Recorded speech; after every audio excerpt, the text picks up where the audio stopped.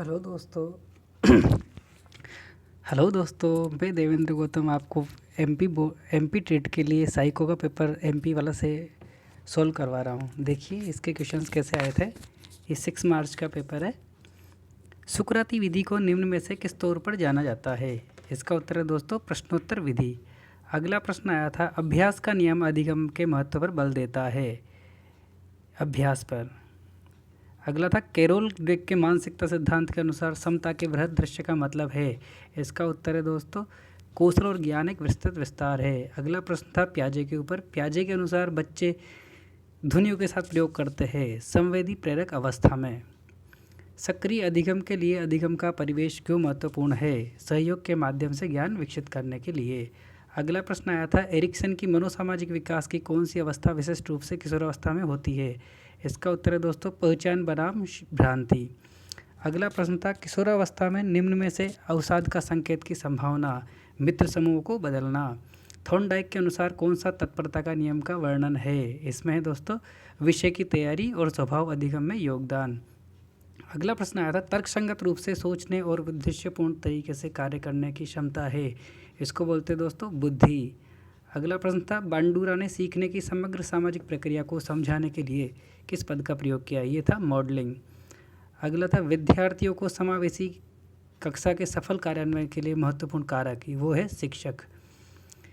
सिद्धांतकार विकासवाद अधिगम की प्रक्रिया में जैविक परिपक्वता की भूमिका पर विश्वास करते थे। कौन से थे? वो थे पियाजे।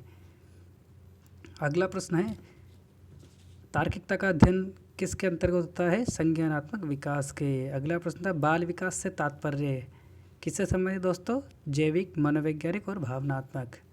अगला प्रश्न था, विकलांगों के अधिकारों के लिए किस वर्ष हस्ताक्षर किए गए संयुक्त राष्ट्र सम्मेलन में? ये हुआ था 2007 में। प्रतिभाशाली बच्चे किस संदर्भ में बेहतर होते हैं? यह समस्याओं को हल करने में।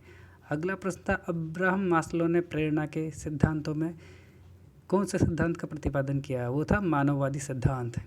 अगला प्रश्न दोस्तों, बच्चों में समस्या सुलझाने के कौशल विकसित करने में कौन सा तरीका है? इसका है समस्या समाधान अपने घर की संस्कृति का हिस्सा बनाए सबकी सहायता से। अगला प्रश्न है दोस्तों, फ्राइड के विचार में विकास एक प्रक्रिया है, यह अनिरंतर। अगला प्रश्न आया था, हमारी स्मृति में जानकारी हमें स्मृति में संग्रहित और अन्य जानकारी को याद करने से रोकती है। ये कौन सी भूल होती है दोस्तों? अवरोध। अगला प्रश्न था, शिक्षार्थी जो फिल्मों या वृत्तचित्रों को देखकर अच्छा सीखता है तो वो किस कैटेगरी का विद्यार्थी होगा? विजुअल, दृश्य देखकर सीखने वाला। अगला प्रश्न आया था, भाषा सीखने के लिए शिशुओं के जन्मजात क्षमता पर किस प्रकार का भाषा सिद्धांत केंद्रित है? यह है सहज ज्ञानवादी। अगला प्रश्न आया था, व्यक्तित्व को मापने के लिए कौन सी विधि व्यक्ति की वंशावली के बारे में जानकारी देती है? यह है केस हिस्ट्री।